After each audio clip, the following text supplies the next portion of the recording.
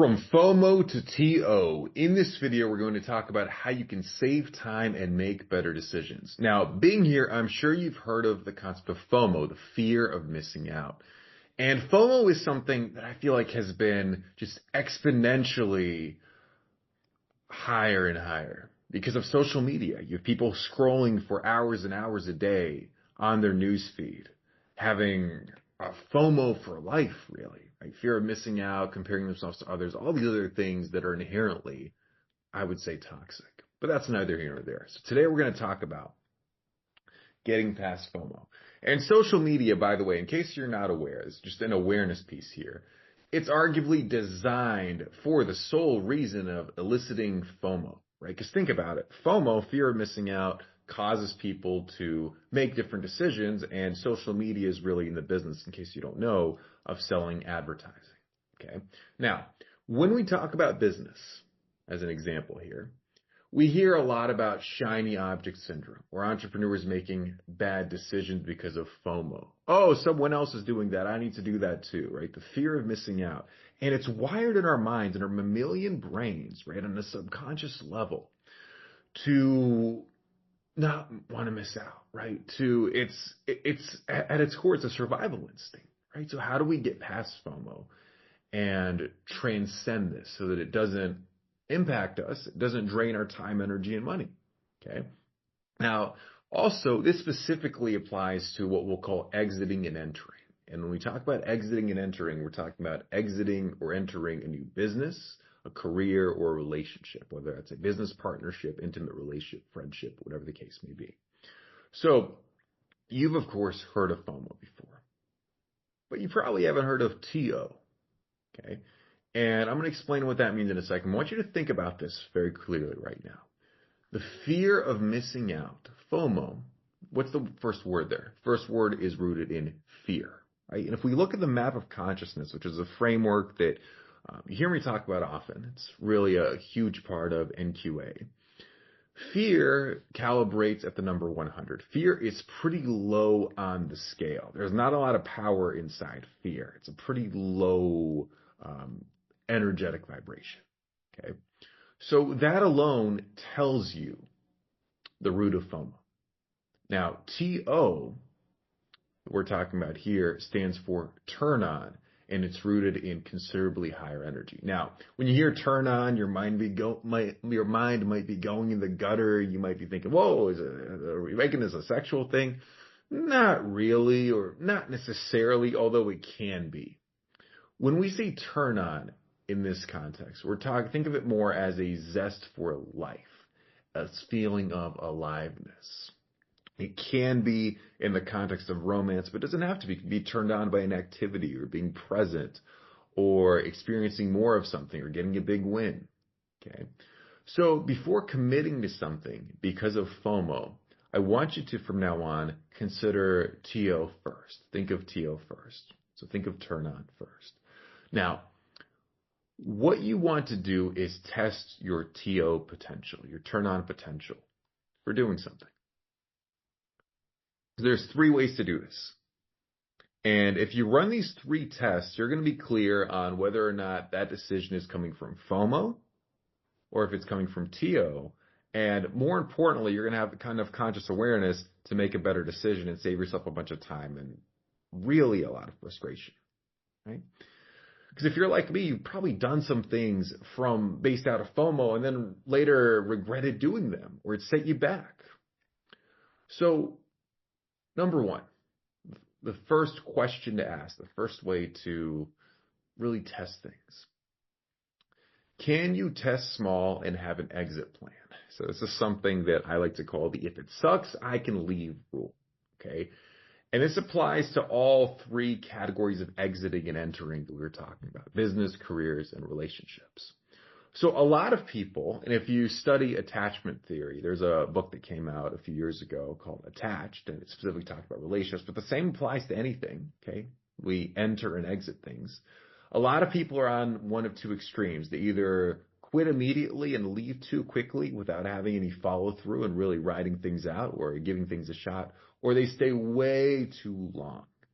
I found that a lot of entrepreneurs stay way too long. A lot of people who are action takers, go-getters like you and I, our tendency is to give things the benefit of the doubt, stay way too long, even sometimes when the results are right in front of us that it's time to pivot, it's time to make a change.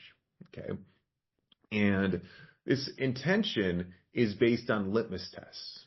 Okay. It's based on, okay, if it sucks, you can leave. What are the litmus tests for how you're evaluating something, right? When is it time to pivot? Well, it's time to pivot based on data, right? Based on things that we've observed, things that we've inferred, things that have actually taken place. And it's really important. I want you to listen to this completely, okay? To be unapologetic about pivoting when necessary based on who you're becoming. So, because something might have served you, something might have turned you on, we'll use that word here, in the past, but it no longer does. And I'm not saying, if you're having a down day to make decisions that way. I'm not saying that, but I'm saying if you can objectively understand that something is no longer serving you or it's no longer fun based on not only who you are, but who you're becoming, which is the even more important thing, then be unapologetic about pivoting. Okay. You have that right. Make no apologies for it. Your success, your energy, your aliveness, your turn on is your responsibility. No one else's. And if someone shames you for it, or if someone has a problem with it, that's their problem, not yours. Disregard. Okay. I'll give you a few examples here. Start with a social example. So for me, one thing that I realized through this was I'm not a big fan of dinner parties. Very rarely will you see me going to a dinner party. And it's funny because I used to host dinner parties. And that's how I realized that I wasn't a fan of dinner parties. And the reason that I don't love dinner parties is there's not really an exit plan. I mean, you could just get up and leave. But imagine you're at a restaurant with 10 people and everyone's waiting on the food. You got the whole ordeal. You've got the servers, everyone's separate checks. It becomes very complicated, right? And so imagine someone just gets up and leaves in the middle of dinner, right? Completely kills rapport. It takes a lot of willpower to do that.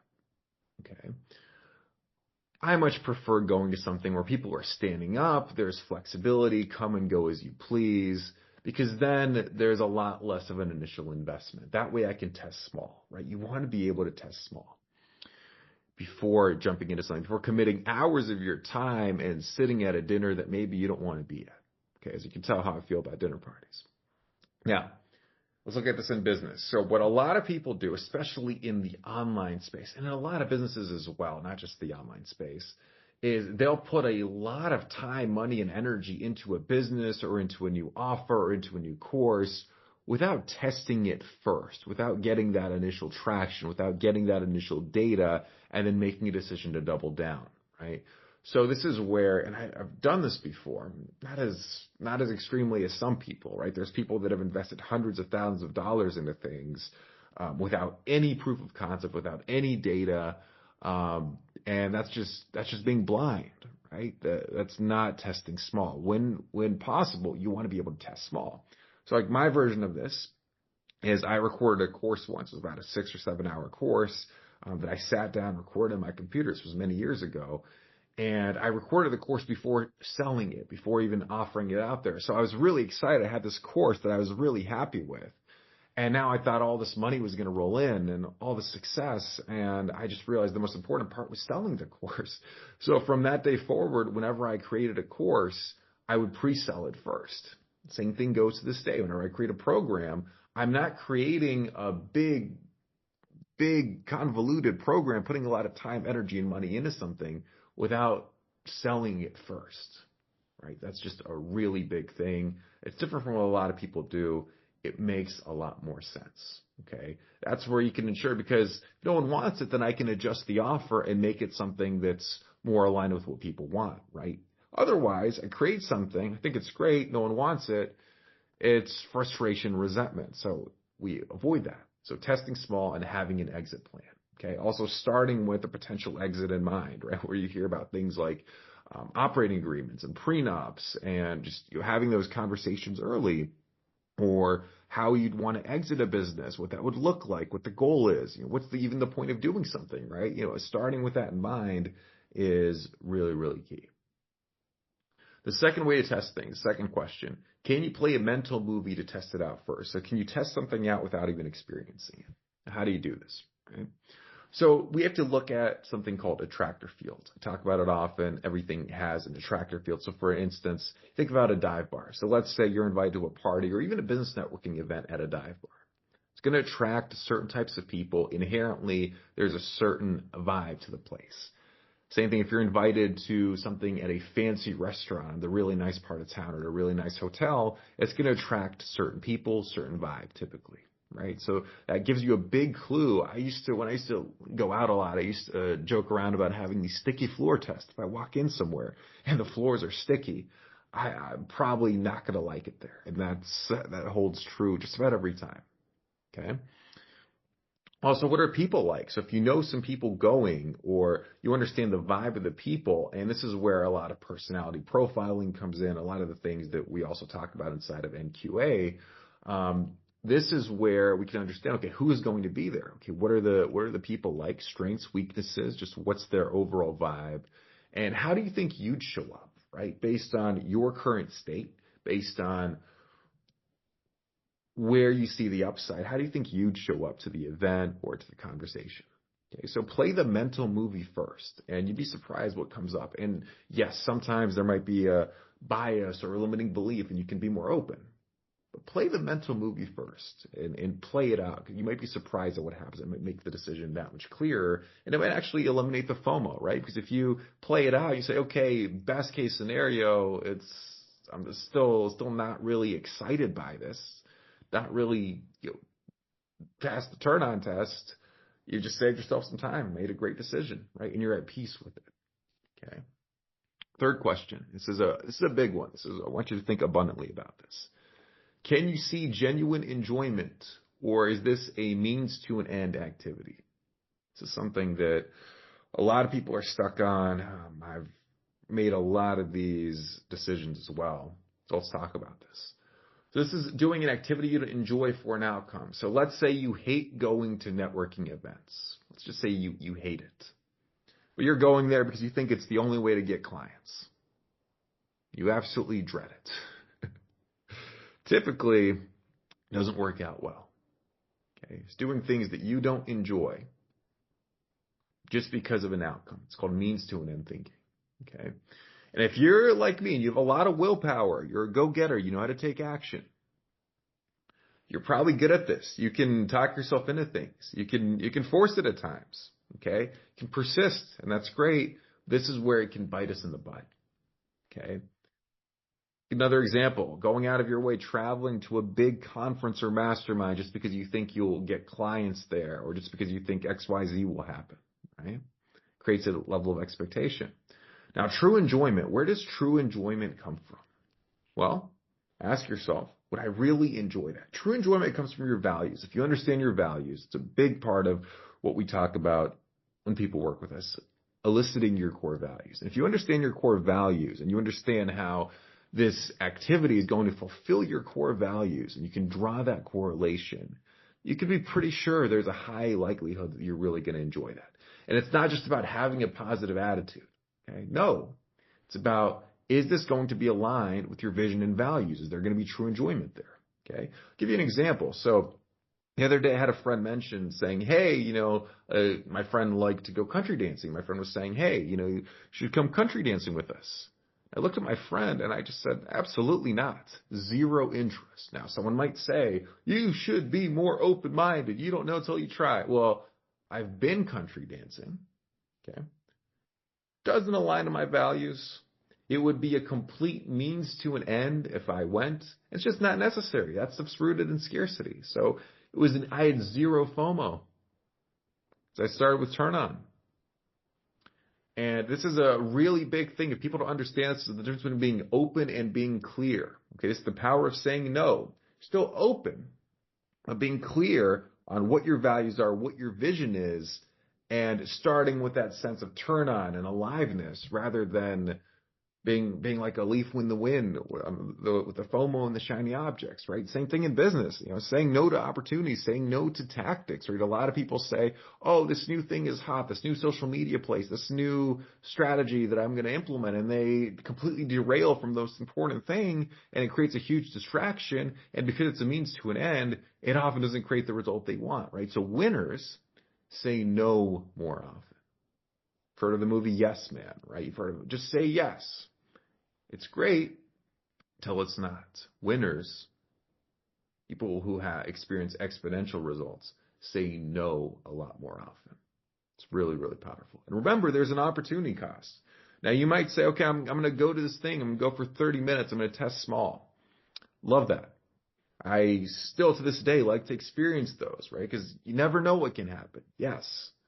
At the same time, you know the probabilities. So if you have an exit plan and there's not a lot of risk, great, you can test it. Likelihoods are likelihoods. You can know these things based on these questions that I gave you. And remember, even if that's the case, sometimes things bear tremendous opportunity cost, right? So let's say, I'm just going to use going out to a nightclub as an example. If I go out to a nightclub, even though I rarely drink, let's say I go out there. It is something I genuinely enjoy. Maybe for 5 minutes, right? But to me, it would be a means to an end. And what I found with going out to nightclubs is beyond that initial enjoyment, sometimes there's a hangover effect. So I could go to a nightclub and not drink and still feel hungover the next day. Why is that? Maybe it impacts sleep. Maybe the energy was really low there. Maybe some different things happened that weren't so positive or uplifting. All these different types of things, right? So that creates an opportunity cost then for several days potentially. Okay.